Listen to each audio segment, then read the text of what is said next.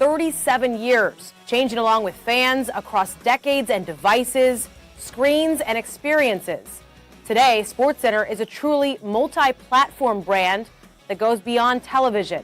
Millions of sports fans connect with SportsCenter content on Watch ESPN and the ESPN app, on ESPN.com, on Snapchat, and through platforms like Facebook, Instagram, Twitter, and more. The evolution of SportsCenter is toward a true mix of linear and digital. It has been underway and will continue to accelerate. It is part of a plan and a heritage of progression that is in the SportsCenter DNA, and it is why it remains an essential component in the lives of sports fans of all ages.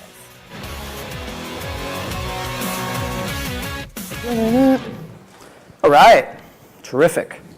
Hey everyone, I know we've already done intros. Let me just say anecdotally that as our sports business guy, I cover a lot of digital media, cover a lot of TV, and I'm sure this will surprise none of you, but ESPN, always a very hot topic of debate. Always a topic that no matter what the story is, big or small, newsy or analysis, that kind of thing, it always blows up in the comments. A lot of people have a lot of opinions on ESPN. We know that to be true. So all that being said, let's start this way. And we're here to talk about basically distribution, programming, the digital future of SportsCenter.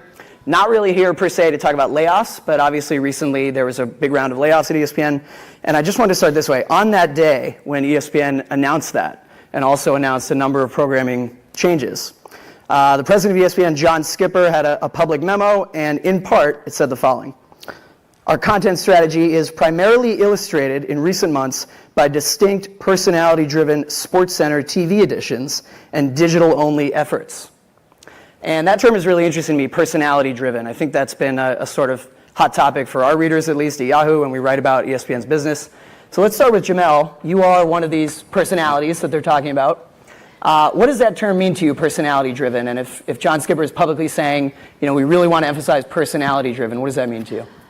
I think the goal was just to have sports centers that were distinct, either by the content in the show or by who's presenting the content. I think just in television in general, we're all basically dealing with the same ingredients. We're dealing with the same stories. It's just a matter of who you like and who you don't like, who you want to hear that content delivered from. And so for me, I guess as one of these alleged personalities, I think it was an opportunity for Mike and I to bring, our vibe, our flavor to, the baby of the company. And I think we've seen SportsCenter. It's funny, this is just life in general. What's old is new. What's new is old again. So I think SportsCenter has always been really personality driven. Certainly from the days of Keith Olbermann, Dan Patrick, Craig Kilborn, Rich Eisen, like it always was. But now I think we're just being maybe more blatant about it than before between Mike and I, SVP, coast to coast, also, just every one of them, you get a little bit something different. And so I think that's just, this was just our opportunity to make it even more blatantly distinct for the viewers. Yeah, it's definitely true that it's not a brand new thing. I mean, it's always been anchored by personalities who bring their own opinions into it. SC6 relaunched in February with you guys? Day after the Super Bowl. Yeah. When you and Mike think about the show, I mean, and it's important we note, I assume many people in this room watch ESPN, but you guys formerly had a talk show, His and Hers. It was very successful, kind of great with the banter between the two of you. Moving to hosting SportsCenter, I mean, did you think of that as a shift away from having kind of a talk show, or how do you guys approach it in terms of, is it news? Is it the two of us debating? I think we've definitely figured out that we have to be a little bit more all things to all people. Whereas when we did His and Hers, and especially on ESPN2, which did a marvelous job of branding E2 as the personality, debate, discussion, conversation arm of the network. And so it was never out of place to have some of the discussions that we had on E2, because I think we pretty much trained the viewer to expect that between Mike and First Take, us, at one point or another, HQ was on E2, Sports Nation, like they've all done their time there. So moving over to the main network and moving over to SportsCenter in particular, there's a certain expectation that comes with being SportsCenter. people do have an expectation that they'll get breaking news and developing stories. And we were always covering news of the day on His and Hers, but we have to do it, maybe visually present it a little bit differently. The interesting thing about the 6 o'clock SportsCenter is that it's always been conversation based. It's just that what people were accustomed to seeing mostly was anchor teeing up analyst or anchor teeing up reporter. Well, in this case, you have 2 trained journalists. So you sort of eliminate, in many cases with stories, the middleman, so to speak. We don't always need an analyst because we have our own opinions. So we're serving kind of a couple different masters at once. And so we realized that for people who had that expectation or certain expectations at 6 o'clock, that this has probably been an abrupt change, even though, again, we're still covering the news of the day. So for us, we don't feel like we're limited in any respect in terms of our conversations, but we do, how we plan and think about the show is a lot different than the platform we left. It's interesting when you say it might have been an abrupt change for people. I mean, Mike, you're VP of content strategy. When you guys think of the audience and you think of the people who have always watched SportsCenter at 6 p.m., I mean, to what extent do you try to have the programming tailored to, A, the audience that you think you already have at certain time slots, or B, the audience you might want at certain time slots? And I think it's important we mention that SC6 already, from what I know, has attracted a much more diverse audience than in the past. Younger, more diverse, but at the same time, at the 4 primetime evening slots, ratings, I think across the board, although it varies by how much, are down versus 1 year ago. Now, of course, we talk about cord cutting and all the changes in cable, so I think a lot of this is part of that. But when you think of the target audience for something like SC6? I think for the target audience, we look at like the SC6 and then Van Pelt show, the personality-driven shows, if you will, that at 6 o'clock, fans know the news and the headlines. And what Michael and Jamel can bring is a unique point of view that's additive to all these interesting topics that are circulating all day long. And I think with Van Pelt at midnight, people already know the results. Fans know the results, and the shows need to be fan-focused on how can we engage the audience and increase what they already know. So Van Pelt at midnight, just like what Michael and Jamel do often with news or interesting topics, is take those results, add his point of view on things with video, and that appeals to the audience. And as you mentioned, I think a major upside to what the SC6 has gone is a much more diverse audience, and we want to do the most interesting things to the most people in all these shows.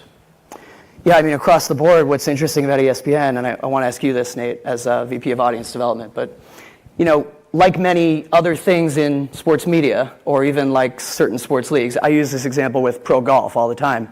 You have this balance that you have to hit right now of catering to the people you already have. People who've been watching ESPN for 20 years, maybe they're above a certain age, I'd say. They're still going to be watching it, and they're still going to watch it on a traditional television box. And then you want to attract the people who might not have cable, they're younger, they might not yet be people who rely on ESPN every day, but you want to hook them in because you want to have them for the rest of their time. I mean, I think golf has this same problem where they want to get younger audiences, they want to get kids to be fans, they don't want the only fans to be old white men. So Nate, how do you sort of balance that when you're thinking about SportsCenter and you're trying to, we're here talking about the evolution of SportsCenter. It is the flagship brand of ESPN. How do you bring it into the next few years and reach new audiences without alienating the existing audience? Well, I mean, I think ESPN's always been about a variety of different kinds of content and different things. It's meant different things to different consumers, whether it was live games or opinion-based shows or SportsCenter. We think about every platform as a front door into our content. And the front door tells you something. Where are they coming in? If they're coming in through ESPN.com, they are interested in perhaps some combination of news, highlights, video, long-form storytelling, etc. If they come in through their Apple TV, they're just looking for video. Could be different kinds of video. If they're coming in through YouTube, that's just video. If they're coming on, when people check Facebook or Twitter, it's oftentimes when you're standing in line or when you're listening to somebody pontificating on a stage and you've lost interest in what the person's saying. And that could be an experience that is 15 seconds all the way up to a couple minutes. You don't open up watch ESPN on Apple TV intending to spend less than 15, 20 minutes. I mean, that's just not a behavior that happens. So when it comes to SportsCenter, I think the shows have gotten more and more distinct in terms of what Michael and Jamel are doing, and Van Pelt, and the new morning show, and others. And that gives us a variety of options. I mean, it's the challenging part of my job, but we have the privilege of just an enormous volume and assortment of content. Yeah, so the key is to try the best we can to find the audience that wants it most. On our website and our app, that involves quite a bit of trial and error and really much more aggressive use of metrics than we've ever done in the past. It was funny that you used the front door analogy, because the analogy we like to use is the party analogy, which is you want to bring as many people to the party as possible. There are some people who already know about the party that bought the ticket on Evite, that already have their tickets purchased, but there's a lot of people who hear about the party and say, hey, I heard that's going to be a dope party. So how many more can you bring into it? And what I realized, and it's still it helped me sort of reshape of how I think about who our show is reaching. The relevancy part, I hope this doesn't sound ridiculous, but the relevancy part almost matters just as much, if not more, than the ratings. And the reason why I say that is because I run into people all the time who say, yeah, I'm not home at 6 o'clock, but I saw this YouTube clip, or I saw this on SportsCenter's Instagram from your show, or I saw this on yours. So people are just consuming our content in ways that just goes way beyond traditional television. And I think the more that we continue to sort of limit how we look at the success of certain things through TV, I think it can be a very restrictive conversation, because they're absorbing our content in so many ways, who only listen to the podcasts of certain shows or do it that way. So it's the front door thing is not only applicable to the content, but just the way they're consuming it. And I'd say, just real quick on the ratings, if I may, just show of hands, how many people saw the Jordan Spieth walk-off golf shot live? How many have seen it since Sunday? But now the next question would be, did you see it through ESPN? Yes. I did. Yeah, exactly. But I think that's to Jamel's point, that we'd love for everyone to consume it live in the moment. But as long as the gateway is through SportsCenter, whether it's the live show, whether it's social media, whether it's our app, what have you, that's our win. Well, yeah, and I'm glad you said that about people finding clips online. I mean, I always say there's a lot of noise made about what Fox is doing and FS1, and people like to say, oh, FS1 is coming. But actually, I mean, I would say ESPN's biggest competitor really is just the internet, because there's been a proliferation of clips. I mean, you can find a play now on Snapchat, you can find it on Twitter, you can find it on Instagram. Used to be you could see it on Vine. Vine sports clips were very popular. I mean, there's so many different gateways. So with that said, let's go back to these digital-only efforts. I read earlier that John Skipper was talking about digital-only efforts. Just within the last month, ESPN announced something called SportsCenter Right Now. Do you want to talk about that, Mike, for a sec? Sure. I think with SportsCenter Right Now, the goal is to provide digitally, and there'll be TV instances as well, but the best content at the right time, not tied to necessarily a clock. So that when something is happening, whether it's traditional news breaking or just a story is resonating, like say LeVar Ball last night on WWE, that we need to be in that space digitally and talking about that with video to supplement it. And we also have ways with a producer panel to measure what fans and what our fans are talking about and what's resonating. So I think it's just an opportunity to deliver content to fans where they want it. Well, and in addition, I think it's worth saying, just to put it in direct, what will this actually mean in terms of what's new terms. These are, correct me if I'm wrong, clips with talent, news updates that are shot in studio just like the other shows, but immediately put online on all the different online platforms. Yes. And the app, the homepage. Yes, and produced for digital audience. Right. So sound off, sound maybe up, extra font or text. So it's produced, knowing where it's being consumed. And I think it's using the word, I think news sometimes elicits sort of an old school news. If it's not a transactional news, it doesn't fit. No, it could just be an interesting story that the latest on Paul George and Carmelo Anthony maybe bought out and they're both going to the Cavs.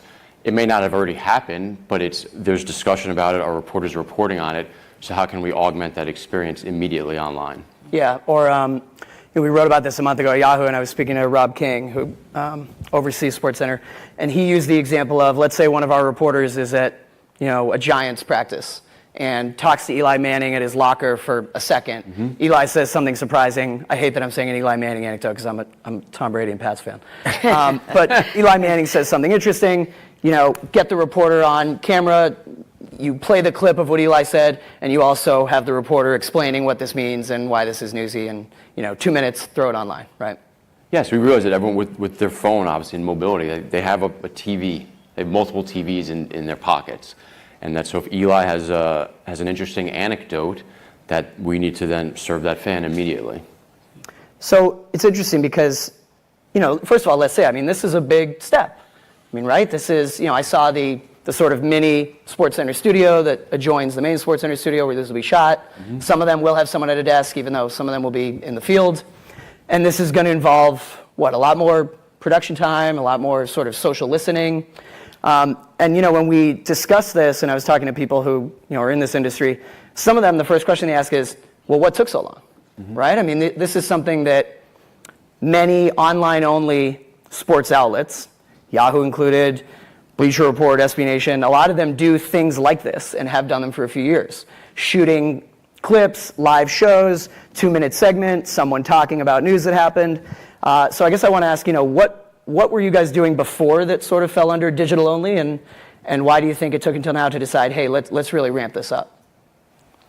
Yeah, I think maybe an exaggeration to say right now it's being ramped up. I think it may just be packaged differently. I think there was content being shot, say, from the field that went immediately to digital, or taking segments from shows that went immediately to digital, or shooting segments that were specifically for digital. I think it's just the packaging around SportsCenter and the anchor sort of hosting these, whatever they may be. Maybe with a reporter, it may be there was a great video element from the night before that the host will wrap around and add their point of view to it. I think it's some of it just the packaging is different. We're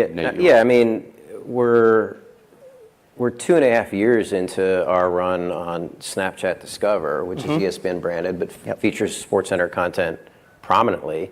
And that's content that is totally custom format that doesn't literally exist anywhere else in terms of the vertical video. Vertical video now exists elsewhere, but that really pioneered there. Since we got on Instagram, we've been doing things in sort of the more of the 1x1 format that's there. Some of these things are just re-editing, but a lot of it is actually custom shot, original for the platform. So to Mike's point, I don't think the notion of doing video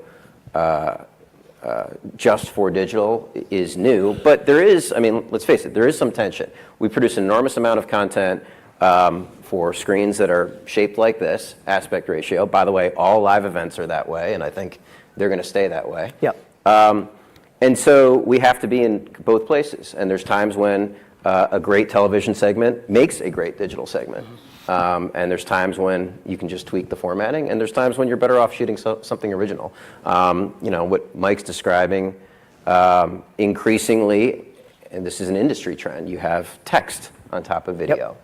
I think the goal is that, I don't know how many people actually watch all the way through with sound off. I think it's like 15 seconds. But I think the goal is to give people a glimpse of what's going on and hopefully bring them in, because ultimately that's what we're trying to do, is create a deep connection with our content and our personalities. Jamel, we talk about how a lot of these clips that we're going to do depend on news of the moment, something is trending. I used the term earlier, social listening. And Nate, I know your team oversees social. When you guys are in your production meeting for something like SC6, and as Mike referenced, SVP at midnight has the benefit of the sports of the night have happened. Now we can just go over those games, show the highlights. At 6, a lot of it ends up being more of a preview, right? And we're looking forward to what's going to happen tonight. But you also want to be on trend and on the moment. To what extent are you kind of mixing it up on social and looking at what's happening right now and trying to parse through it and determine what should make the show tonight? Well, getting back to what I said earlier, a lot of it is, again, we're all dealing with the same ingredients, but who do you want to hear from? Because on our individual social accounts, me and my co-host, Michael Smith, we will get a barrage of fans or something. Like, I can't tell you the number of times I've been asked already, what do I think about LeVar Ball and his WWE appearance, right? So we already know, even though it's 10:30 right now, that going into our broadcast this evening, that people want to hear what we have to say about what he did. So you can just kind of put that as one of those topics that will just last all day. And because it's just that hot. And then, yeah, we'll spend a considerable amount of time looking at, okay, what's going on tonight? Or maybe in the afternoon, the late afternoon, this happens every day, there's another video or other news or something else goes viral that we'll put in the show. I mean, we look for a combination of the freshest things along with what people are still talking about. I think on our car ride down here, Serena Williams, her Vanity Fair cover was published. So now we have those photos. So it is a lot of looking back and looking forward. And that's the challenge, honestly, of being at 6 o'clock, because even though you want to look forward, there's a lot of things that happen throughout the day that, depending on how long a viewer or consumer is on social media or or watching our network, that you don't want to, hit them with the same thing they've been hearing literally for hours. So at 6 o'clock, we just have a different challenge. But there are just a lot of news that, frankly, just transcends a traditional cycle, that people just want to hear what you have to say about it. I mean, the NBA awards, people want to hear what we have to say about some of the things that happen. Not all about necessarily, sort of restarting another MVP debate, but I'm pretty sure James Harden, the way he was staring at Nicki Minaj, will probably make our show tonight, if I had to guess, all right, off the top of my head. Draymond Green's outfit, that's something that'll probably make tonight's show. So, I mean, more than anything, sort of what Mike and I have realized is that you have to build a community around your show. That this is not just about you just delivering the news, that this is some kind of one-way relationship. Build a community around it so that some of those topics that might expire or seeming like they should expire in some kind of traditional news cycle, your viewers will want to hear what you have to say about that specifically. And if I could jump in on that, yes. I think the notion of content or topics expiring is interesting because, 15, 20 years ago, something would happen and the show would be whenever it was, hours later or sometimes days later. And if you had a connection to the personalities, it didn't matter. You wanted to hear what they had to say. And I think, maybe 5 years ago, as social media really took off, there was this notion, particularly with people that were sort of social native, that, we missed the window. Yep. And it would be 2, 3, 4 hours. No, it's dead now. And, as soon as you tested that, you just found it wasn't true.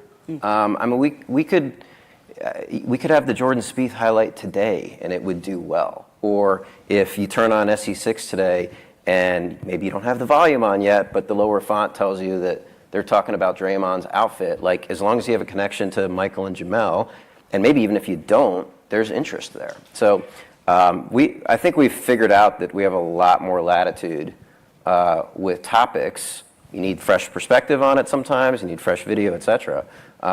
But the appetite of the audience extends longer than maybe we've thought. Well, and Jamel, I mean, some of those topics, maybe it's not fair to label them so distinctly, but, we talk about someone's outfit or the way someone looked at a celebrity. I mean, there's sort of hard sports news, right? And then there's sports-related, pop culture bleeds in, all these things overlap. But, I mean, have you and Michael sort of decided, we don't need to so rigidly define us as a SportsCenter compared to the way that, there's sort of the idea of SportsCenter as a news show where anchors are telling you, here's what happened today. But I mean, is that something you're even conscious of, or, better to just whatever interests us? Because as you say, people are watching the show, they want to see specifically what you two have to say about this. I think where a dramatic shift has been in sports in general is that the athletes are letting us into their lives in ways that are unique than how they were before. We know a lot more about them because they have their own social media accounts. Sometimes too much. Sometimes too much, you're correct. Sometimes there are things we can't unsee. And because these days, you do have a social media audience that's, watching say the NBA award season as an example, and tweeting at the same time, people are making a bunch of observations. So this culture that is building around sports, you can't ignore that either. Yes, we will give you the news that, if John Wall recruiting Paul George to the Wizards, you will get that in our show. But you'll also get Russell Westbrook's amazing speech last night, some of his Snapchats that he put out as he was receiving the award, some of the one-liners that Drake had, because athletes they've always shown a variety of interests, but we're just seeing it more, I think, in full Technicolor. And for us, we got labeled some of this, the brilliance of the ESPN marketing in many ways came back to bite us to some degree, because I think, we're fun personalities, Mike and I, we're fun people, we like to think, but when the commercials that said music, sports, movies more, yeah. We're not only giving movie reviews, right? Like, we're still giving you sports. I mean, we may mention the fact that, Power premiered on Sunday, and sort of at the end of the show, when we tend to have a little more sillier moments, we will maybe give our 20 seconds about what we thought about the premiere of Power. But it's still a sports show, and we're still very much serving sports fans. But we also realize there's a lot of casual sports fans who are interested in that side culture that has developed. When LeBron James, I think when Kendrick Lamar's album dropped, and he talked about what Kendrick Lamar meant to him as an artist, there's a lot of sports fans that are interested in that. And so, yeah, you're gonna have some traditional viewers that we do hear from that rebel against those kind of things because they just want sports and that's it. Well, you will get that. Some of that is what the bottom line is for, all right? We can all see it. But you will also get this other, part of it, and maybe that's why our, numbers in terms of the youth of the people watching our show is what it is because they're very much interested in that aspect of sports. They want to know the stories. They want to know where these guys come from, what they're listening to, what they're into, because they ask us those same questions. They want to know, we have a playlist on Apple Music because they want to know what kind of music that Mike and I like. So this is a part of the sports culture that is expanding, and I think generally in very positive ways. Yeah, and I'd also say with Harden and Nicki Minaj last night, if we're looking at what our audience is engaging in and seeing that that's over-indexing, maybe even... That's the social listening. Yes, the social listening. That, while of course Michael and Jamel have a point of view on it today, that Kenny Mayne and John Buccigross could offer a totally different but just as entertaining point of view last night, as could SVP, as could Neil and Stan, as could our producers who may come up with, here's a great video treatment of other sort of NBA players and pop stars interactions or what have you, where they're always courtside, that you could treat it in multiple different ways for multiple different platforms across multiple different shows. And to Nate's point of the lifespan of that story, it very well could have started last night and gone through Michael and Jamel, who will bring their own point of view to it tonight. Yeah, Jamel, you mentioned, sort of the marketing that ESPN gives to various shows, and certainly with SVP's show and that relaunch, and then with you guys, there was a very obvious push of, here's the new thing, and watch this. And I don't want to harp too much on this, but I'd be remiss not to bring this up. I want to ask each of you about, one thing that has come up in the last year or so, and it's just shocking to me, the volume of the noise, is this idea that ESPN went liberal. Anytime I read anything about ESPN now, the comments are all like, I don't watch anymore because they went liberal. ESPN is liberal. And, there are various things that people point to, and they say, here's the moment, or this is what it was. Personally, I think it's fascinating and kind of strange because I always thought of, if anything, a sports network tends to air conservative. I'm sure people in the audience have their own opinions, but I just wonder, is that something you guys watch, listen to, or cognizant of, care about? Any truth to it? Any thought of, we should be careful to make it clear that we aren't political, or maybe it's the idea that sports are always political now. Sports have always been political. That's the immediate lie. I'm annoyed by the storyline because I think it's just a really dumb narrative.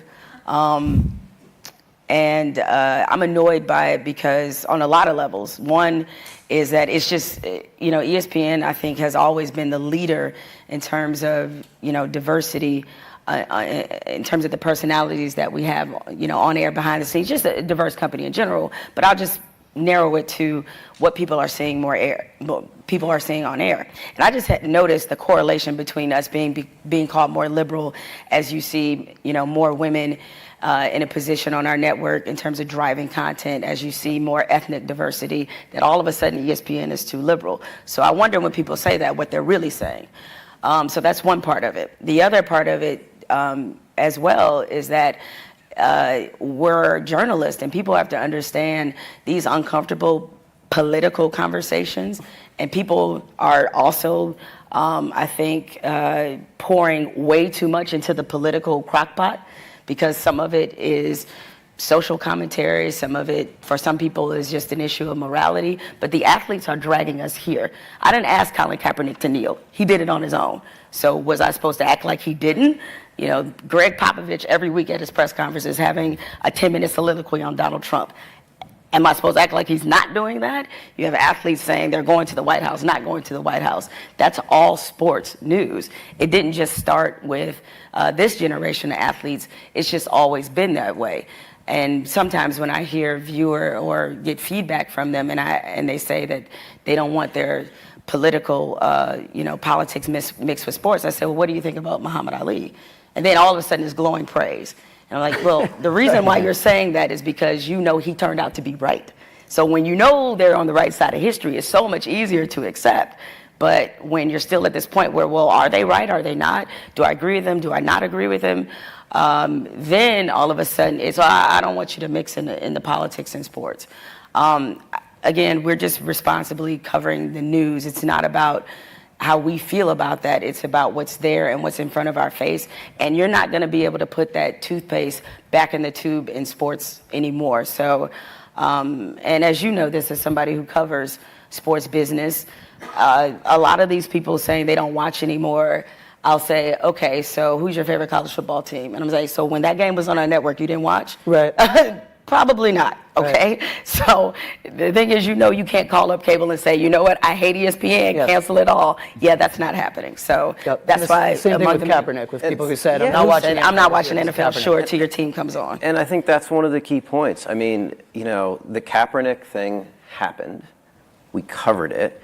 And when we talk about social listening, or we talk about being more data-driven, or caring about what our fans care about, like, there was audience against this topics. There was every week. Oh, yeah. On the website, we ran several weeks in a row, simple headline, all the NFL players who kneeled this week.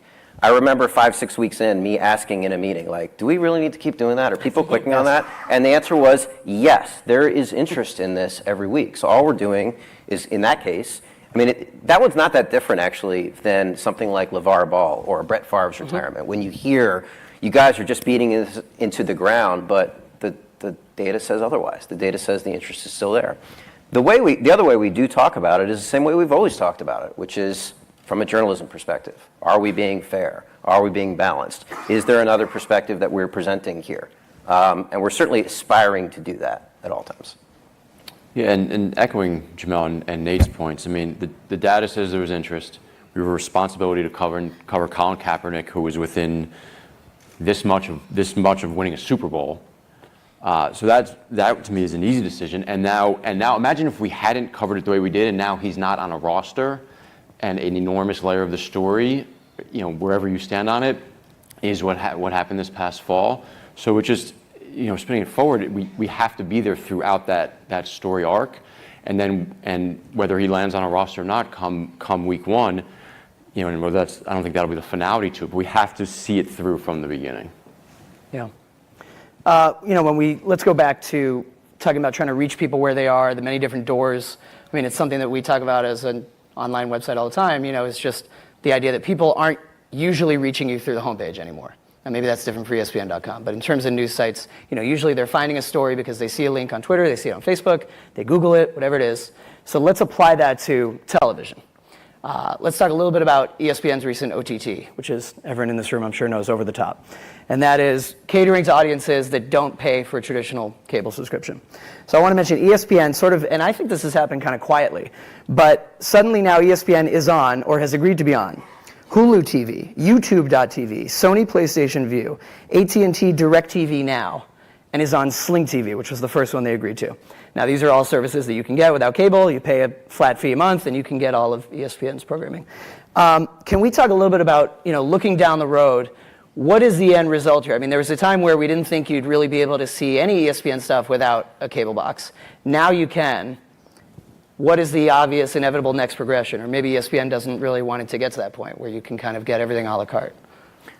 Well, I mean, it was funny. I wasn't sure where you were going because you said you can get ESPN on all these devices without cable, and I'm like, which devices are But so you're using the term cable, but what you're actually talking about is a subscription for our content, and those are all, every one of the products you described are offering at various price points a bundled subscription that includes not just ESPN, but the broader Walt Disney Company portfolio and many other things. So I think the future certainly includes more choice.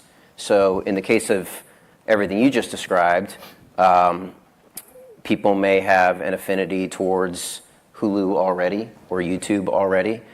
Some of these platforms are coming out with really innovative new user interfaces, et cetera. But the other place that's interesting is just, and this speaks to something Jamel was saying earlier, on the larger TV, which is pretty much everything you described there is. I mean, you could certainly get YouTube TV on your phone. Being able to present you a choice. So you open up after the NBA Finals, and we perhaps have the Scott Van Pelt show. We actually did have two different versions of SportsCenter that night. We had the Van Pelt show, and we had one that was a little bit more focused on press conferences and post-game analysis. But we may also have Michael and Jamel. Like, you guys are available, right? Yeah. You're talking about the game anyway. Yeah.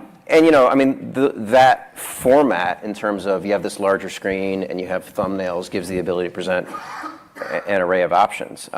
So I think it's great that consumers have options. It's great that we're in all these places. Our default position is to be places, not to not be places. Now, I think what a lot of people want when they look down the road, for the longest time, HBO is a good example. Can't get HBO unless you pay for HBO the channel on a TV. Now there's HBO Now. They went over the top. It's a standalone product. You can pay, I don't know if it's 15 or 20. I think I have it. And you can just get, and it's HBO's entire library. Every episode of any HBO show, it's on your iPad, it's on your computer. Do it on your Apple TV device. And I think, a lot of people would love to pay for something like that for ESPN. And we're not quite there yet. And obviously there are these endemic, deals and built-in, long-lasting relationships with the various leagues and the providers. Is that something that, do you feel like ESPN is resisting in a certain sense, like dragging its heels? I mean, we know that people who don't pay for cable, many of us believe, are never going to pay for cable. What was the question there? Because you ended, you ended with a statement. I guess I'm asking, what do you think what is your view of the next 10 years and whether ESPN will eventually offer a standalone product? And if that's something that sort of has to happen to keep it relevant to young people? I don't know if there'll ever be a standalone product. I think, many years ago, people felt that nobody would pay for music when Napster came along. Yep. And it was just like, the music industry is dead and you're never going to pay for music. And that was a point of disruption that wasn't sustainable because the artists were never going to let it happen, let alone the music companies. But, then the iTunes store came along, and then eventually Spotify and Pandora and et cetera. So I think the formats will adapt, the delivery systems will adapt, and what those forms will take, we'll have to wait and see. You have anything on that, Mike? I agree with Nate in terms of distribution. I just think from a content point of view, that we're focused on, and whatever the screen is and whatever the delivery mechanism is, we need to be great when Jordan Spieth happens. And if that's immediately the quote-unquote one play, then soon thereafter, whether there's perspective on it or a great video treatment of, my eyes were drawn to, the walk-off golf club flip made me think of Jose Batista. The chest bump or side bump made me think of Steph and Draymond or Steph and Durant. Others in our newsroom saw the the folks who are tasked with holding the quiet please signs, dropping them, Yeah. other fans. So in terms of we need to be great when Jordan Spieth happens in the first second, and then for the next, whether that's 12 hours, 24 hours, or 48 hours with our content delivery and serving it to fans where they want it. I want to remind everyone we're going to have some questions. I think we're going to allow questions, I hope. And so if you have questions, get those ready. Let's end this way. We're talking about the evolution of SportsCenter as a brand. I think it's important we mention, absolutely, regardless of how many people say, I don't watch ESPN anymore, or I don't pay for cable, or ESPN isn't relevant to me. SportsCenter as a brand is still the biggest sports brand. It has more followers on many social platforms than the main ESPN handle has. So when we're trying to take into account all these different time slots and personality driven, what is SportsCenter to you? How do you define it in terms of what the public reputation is, what audiences should think when they think of SportsCenter? Maybe Jamel is a good place to start. Well, it was funny. Mike and I, we were talking to Mike McQuaid, who is, he has a big title. I just don't remember exactly what it is, but he's a boss. That's all I know. Big boss. He's a big boss, kind of, I guess, right under Rob King. Maybe that might be the most appropriate way to say it. At any rate, he said that Mike and I are helping to redefine SportsCenter.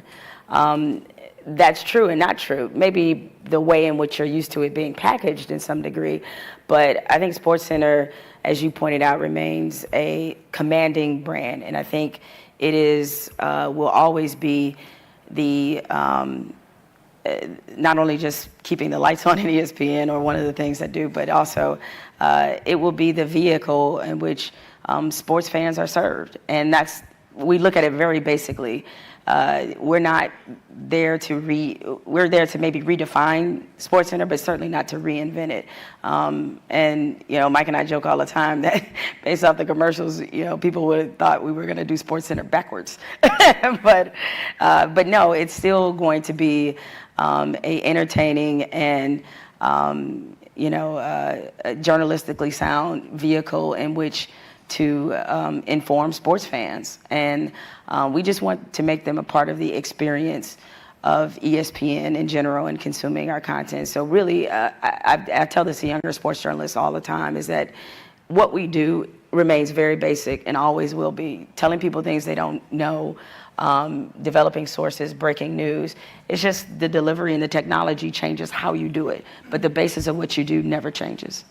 Yeah, I don't think it's any one thing, right? Like the morning shows look far different than Michael and Jamel's shows, which look far different than SportsCenter at night, because they should. The audience is different.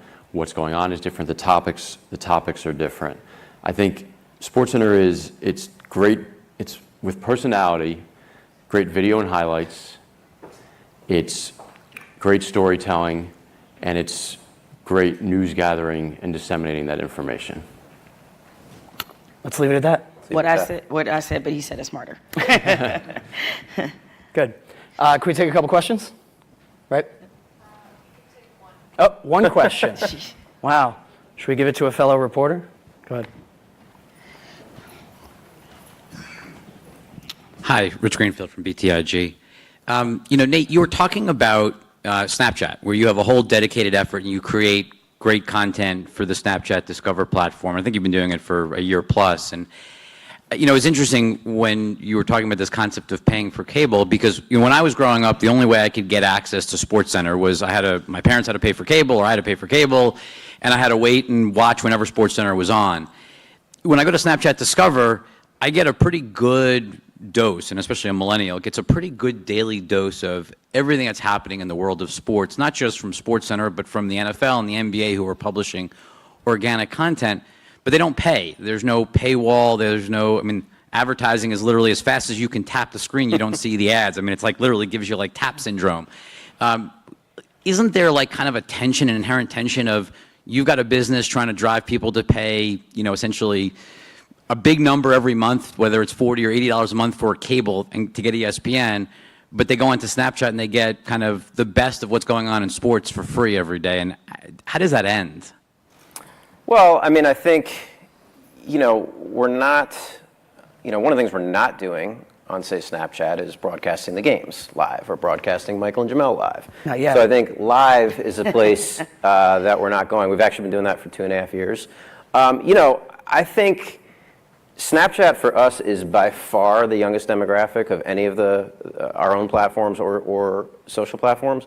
And I think it's really important that we build that connection with those fans. My personal anecdote has always been this. I got to college in 1995, which was kind of like the dawn of the internet, right? My class at college was the first class that was issued an email address as SOP.